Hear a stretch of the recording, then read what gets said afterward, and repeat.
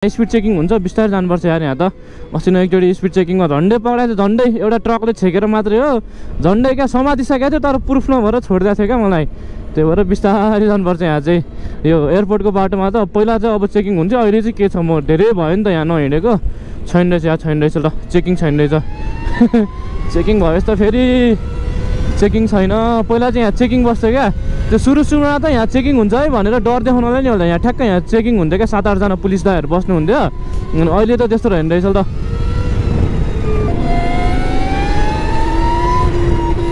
गयो ल है सक्दिनँ यो बाइक बटारै सक्दिनँ म त गाह्रो लाग्छ अबि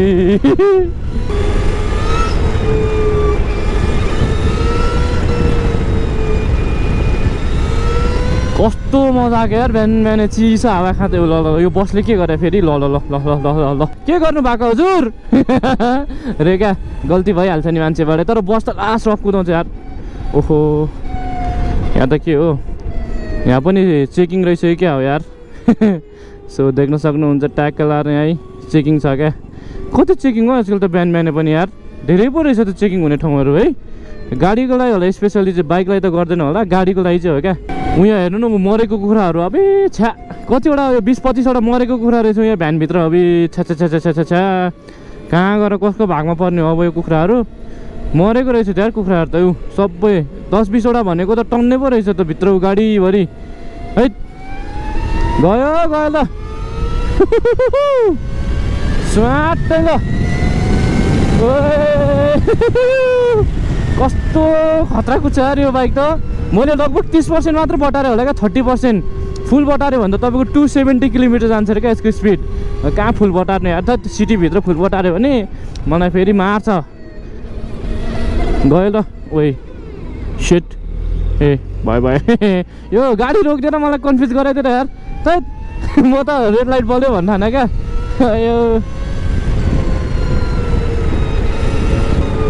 कस्तो मजा आएको यार कस्तो मजा आएको कसम भने बिहान कुदाउनुको मजै छुट्टै रहेछ क्या है यस्तो मजा आयो सो त्यही होला हामीलाई जस्ट टुर जानलाई पनि सजिलो हुन्छ नि त बिहान कहाँ चेकिङ हुन्छ के हुन्छ कसो हुन्छ थाहा हुन्छ नि त ट्याकल लाएर सो त्यही होला यहाँ गएर अब बस्नुपर्छ यहाँ अब जाममा एकछिन आराम ल जामै रहेन रहेछ त ल है यो दाइको पछाडि बस्नु पऱ्यो मेरो नम्बर प्लेट छैन उता ट्राफिक दाइ हुनुहुँदो रहेछ धेरै यो दाइले ठ्याक्क छेक्नुहुन्छ नि त मलाई बाटो हुनु पऱ्यो नि होइन सो हामी चार्ज गर्ने उताबाट अलिकति भित्र छिर्नुपर्छ क्या अलिकति अफ रोड बाटो छ अनि त्यहाँ चार्जरहरू पनि टन्नै कति 8-10वटा राखेको छ क्या तपाईँको अरू ठाउँभन्दा पनि त्यहाँ मजाको कम्फर्टेबल छ भनौँ न सट्ट गयो सट्ट चार्ज हाल्यो अरू ठाउँमा चाहिँ लाइन बस्नुपर्छ क्या ऊ दाइ त गयो त्यहाँ अगाडि दाइको पछाडि बस्नु पऱ्यो अघि ट्राफिक दाइले केही हुँदैन अनटेस्ट लेख्नु भन्नुभएको थियो फेरि अनटेस्ट लेखेको छैन नि त उही के धुलो उडायो बिहान ल कालो धुवा त लास्ट कालो धुवा उडाइदिएर यार सो अलराइट गाइज हामी आइसकेको छौँ ट्याकल आएर यो पेट्रोल पम्प छ पेट्रोल पम्पबाट अलिकति अगाडि लाग्नुपर्ने हुन्छ तर म्यानेजरलाई कुरौँ न फर्स्टमा होइन हाम्रो म्यानेजर सर कता हुनुहुन्छ सो एकचोटि ट्याकल आएर म्यानेजरसँग कुरौँ अनि त्यसपछि सुलुलुलु निस्किनु पर्ने हुन्छ यता आयो म्यानेजर आयो ल सो म अगाडि हिँड्नुपर्छ यार सो यहीँबाट भित्र कता पो थियो यार यहीँबाट भित्र हो कि यहीँबाट भित्र हो ल बाटो त खत्तम छ जस्तो छ यार आम्म थैट ल सो त्यही हो ल केही छैन चार्ज गर्नु पऱ्यो जसरी भयो भने आज यो चार्जले नि पुग्छ 2 दिन पुग्न त त्यही पनि फुल चार्ज गरेर राख्यो भने आफूलाई आनन्द भयो नि त होइन मनमा अब ल चार्ज दिन्छ भन्ने एन्जाइटी हान्दैन क्या अबुई सेट कसरी लाने हो यो बाइक लड्यो भने त उचाल्न सक्दैन त यार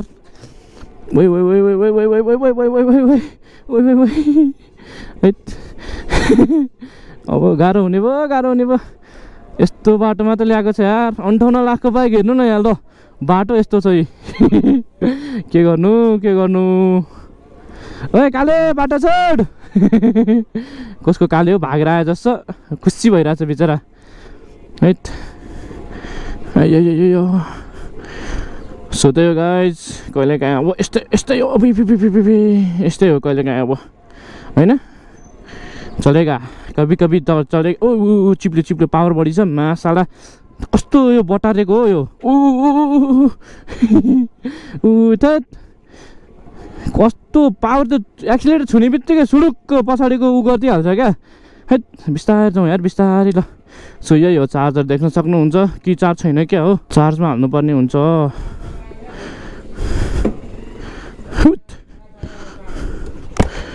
दाइ दाइ चार्ज हालौँ न, चार्ज छैन मिल्छ, फास्ट चार्जरै हो यो, मिल्छ क्या, एउटै हो। हजुर होइन होइन मिल्छ, त्यो बिवाइडीमा लाग्छ भने यसमा नि लाग्छ क्या हजुर। यस्तो यस्तो खालको पोर्ट हो क्या यो र यो, मिल्छ होइन? हुन्छ कहाँ मेरो रिक्समा गर्नु न। एकचोटि फुल चार्ज भएपछि हजुर यो सजिलो होस् भनेर दिएको होला क्या। बाइकै अनि 58 लाखको बाइकमा यति दिएन भने त अनि हजुर 40 मिनटमा चार्ज गर्छ भन्दै थियो। ल भयो खतरा नि। ल 270 कुद्छ टप स्पिड, एकचोटि चार्ज गरेपछि के छ। ल हजुर खै छ होला बत्ती, होइन यहाँ ट्याप गर्नु पऱ्यो नि त। यसो ट्याप के ट्याप गर्छ क्या यसरी, एउटा कार्ड ट्याप गरेपछि मिल्छ क्या।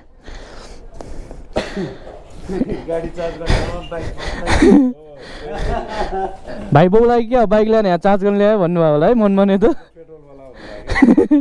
खै चार्ज हुन्छ होला, भयो खै ए भयो त, अब चाहिँ हुन्छ ल।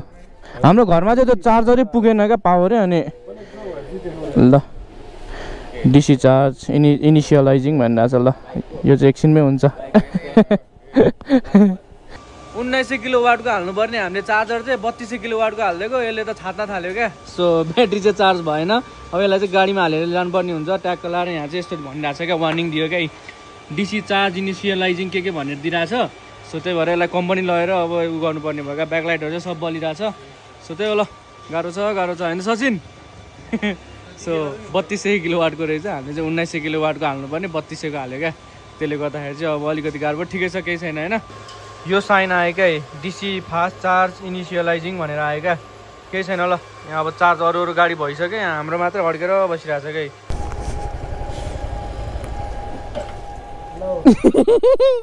अब के गर्नु पर्छ त्यहाँ। तिमी अगाडि अगाडि भाग्न खोज्छ अनि किन भाग्नु पर्यो, के काट्नु पर्यो त्यहाँ। यो हामी निस्किन आँटेको, ब्याट्री नै चार्ज भएन क्या। 1900 किलोवाटले हान्नुपर्ने 3200 किलोवाटले हान्दैछ, त्यही त हो नि। के हान्न आउँदैन के आउँदै। ल खै हावा तिमी मान्छे यसो गर न, यसो गर अलिकति बटाएर त, अलिकति बटाएर अलिकति। ल बेकारमा अफ गरिदियो क्या भएन। चोक चोक तान नि, चोक अफमा छ त चाबी त, अनमा गर न अनि। हावा त्यही भयो भयो भयो। ल सो त्यही गाइस कहिलेकाहीँ यसो सानोतिनो प्रब्लम आउँछ होइन, त्यही हो। तपाईँहरू लुकाएर काम पनि छैन, अनि त्यही हो। अब यो कहिलेकाहीँ टेक्निकल इरर्स भनौँ न, यो तपाईँको 1800 हो कि 1900 किलोवाटको रहेछ क्यापेसिटी, हामीले 3200 को हालिदिएको, त्यसलाई धेरै ओभरलोड भयो क्या। अनि त्यही भएर अब कम्पनी गएर त्यसलाई फेरि अब ब्याट्री छुटाएर फेरि अन गर्नुपर्ने हुन्छ होइन। त्यही हाम्रै गल्ती हो यो चाहिँ है। आमामामा यो त यो सेतो जुत्ता लगाएको छ नि यार। बाइकको प्राइस जति हेलमेट